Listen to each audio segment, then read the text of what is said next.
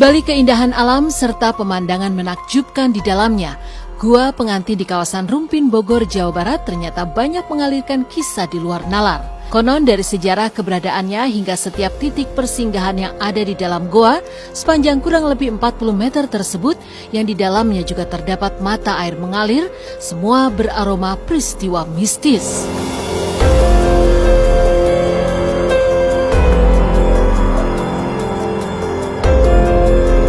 Dan inilah Silet Misteri yang mengupas kisah di balik misteri Goa Pengantin Rumpin, Bogor.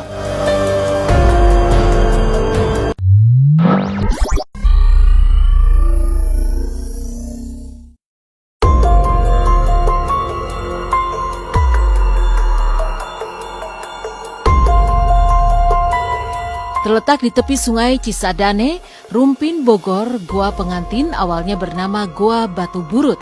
Goa Pengantin sendiri konon berawal dari kisah seorang raja di wilayah Pajajaran yang tak tahu gadis yang ingin ia nikahi ternyata putri kandungnya sendiri, yang telah hidup terpisah dengannya dalam kurun waktu yang lama. Namun niat sang raja coba digagalkan sang istri yang tak lain merupakan ibu kandung sang putri. Caranya dengan menyembunyikan putrinya di Goa Pengantin, seraya mengajukan syarat kepada sang suami, yaitu boleh menikahi putrinya jika sang raja bisa membendung sungai Cisadane dan membelokkannya ke wilayah Banten dalam semalam. Lantas, berhasilkah sang raja memenuhi syarat tersebut dan kemudian menikahi putri kandungnya sendiri? Namanya Goa Pengantin itu ya, namanya pengantin itu sebetulnya ya enggak jadi. Dikarenakan apa? Ini sama ceritanya sama Sang Kuryang. Ini mah namanya bapak sama anak, kalau Sang Kuryang kan ibu sama anak. Cuman waktu itu sang raja itu tidak mengerti bahwa anaknya itu dibawa ke Goa Pengantin. Kata ibunya, diapain kamu, katanya dibawa kemari gitu. Tidak diapa-apain. Jadi sang raja itu memaksa pengen menikah itu. Menikah dikenakan tidak tahu. Ini asli Rumpin, dia itu asli Rumpin. Ya di dalam masalah ditinggalin di dalam sekian namanya saya kurang tahu ya. Pokoknya ketemunya udah dewasa, ketemunya cantik gitu. Ibunya minta gitu maksudnya. Tolong dibendungin Sadane, dipindahin ke arah Banten, jangan ke arah Tangerang. Ya ternyata balad-balad Pajajaran itu tidak mampu membendung Kali Sadane itu. Nah ibunya sama dia juga, si Nyai Mas itu, ada kentrongan di kentrong, ada pukulan, jadi kambing bersuara, ayam kukuryuk, jadi kesiangan. Anaknya itu Mayang Sari, Gandasari. Pokoknya lama dah pisahnya gitu. Tahu-tahu ya istilahnya ketemu, lihat udah dewasa dan cantik. Jadi sang Pajajaran itu tidak ngerti gitu, pengen gitu.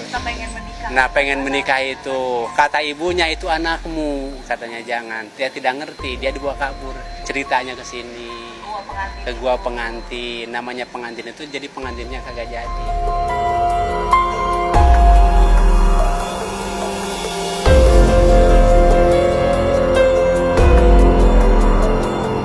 Kegagalan para hulu balang membendung sungai Cisadane dan membelokkannya ke wilayah Banten dalam semalam membuat niat sang raja untuk menikahi putrinya pun gagal. Hal ini pun memantik kemarahan sang raja. Konon sang raja pun melampiaskan kemarahannya dengan menginjak sebuah batu berukuran besar hingga terbelah menjadi dua. Batu itulah yang kini terletak persis di seberang goa dan dikenal dengan sebutan Batu Burut. Konon di waktu-waktu tertentu, warga kerap melihat penampakan maung atau harimau di atas batu burut tersebut. Ya, inilah harimau gaib penjaga sungai Cisadane dan Goa Pengantin.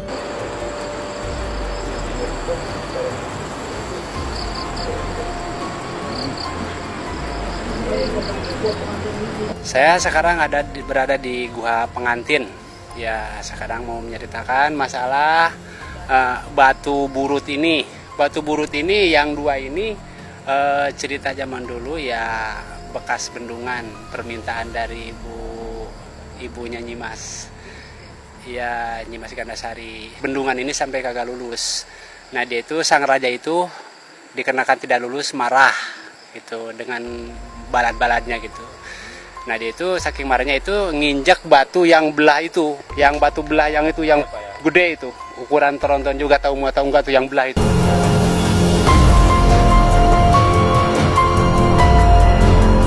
Dipandu Kuncen dan penggiat budaya setempat, tim silet pun mencoba menelusuri keberadaan Gua Pengantin. Gua Pengantin sendiri memiliki 2 mulut gua sebagai pintu masuk. Saat memasuki salah satu mulut gua, aura tak biasa langsung menyergap. Suasana gelap kian menambah aura tak biasa gua sepanjang kurang lebih 40 meter tersebut. Sang Kuncen pun langsung mengucapkan salam sebagai tanda perkenalan dan juga izin untuk masuk dan menelusuri gua. Selepas itu, para pengunjung akan menemukan ceruk gua yang menjadi tempat bersemayam dan berkembang biak ribuan kelelawar penghuni Gua Pengantin. Dan inilah penampakan pintu masuk dan beberapa bagian gua di bagian depan.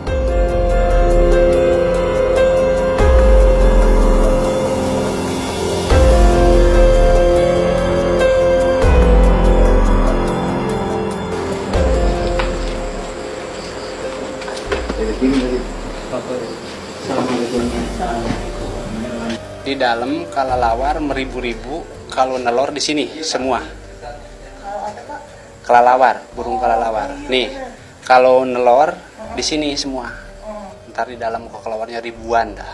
Bukan ratus lagi, ribuan. Semua yang menelor di sini. Kita langsung masuk aja. Ya. Ini adalah jalan. Nah, ini jalan pintu pertama. Nah, semua yang pengunjung yang mau ke sini jurusan apa, tujuan apa, terutama saya bawa kemari dulu. Ini kan lubang ini bisa ke sana, bisa langsung ke dalam. Bisa juga yang ono saya kubur, bisa ke bawah, takutnya ada orang masuk. Yang ono bisa langsung ke pinggir ke bawah kali. Yang itu saya kubur. Pas pintu masuk terdapat pintu gerbang menuju tempat sholat. Sebagaimana tempat sholat pada umumnya, tempat ini terlihat lebih bersih dan nyaman.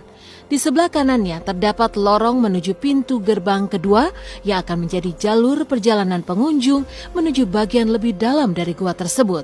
Namun untuk menuju ke dalam, pengunjung harus masuk dengan merunduk lantaran rendahnya bagian atas gua. Setibanya di dalam gua, pengunjung harus benar-benar memiliki niat bersih dan tidak boleh merusak, apalagi sampai mencuri patung-patung stalagmit yang berbentuk sepasang pengantin.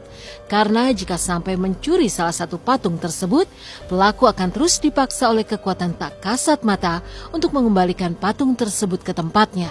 Ini sama juga jalan, tembusnya ke sana-sana juga sama. Makanya saya gerbang ini supaya agak bersihan untuk orang sembahyang tadinya gitu ya, mau sembahyang apa gitu maksudnya di sini. Oke.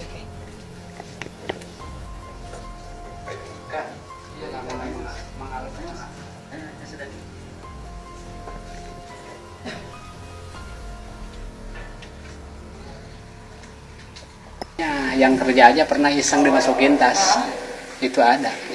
Tidak boleh. Tas? Iya. Terus ketahuannya itu gimana, Pak? Jadi dimasukin ke tas bekas bawa makanan gitu ya, dimasukin ke tas, tiba-tiba malamnya suruh diantarin. Menuju bagian utama goa di mana terdapat sumur terbalik dan juga pelaminan atau kursi pengantin, Kuncen kembali memberi salam dan meminta izin untuk masuk. Tidak hanya itu, Kuncen juga meminta pengunjung untuk melantunkan azan. Nama sumur terbalik sendiri muncul lantaran dari sebuah ceruk goa mengalir mata air dan konon air dari sumur terbalik ini memiliki khasiat mampu membuat wajah berseri dan awet muda. Sekarang kita menuju ke terowongan, ke kamar mandi, ke pelaminan, bangku pengantin.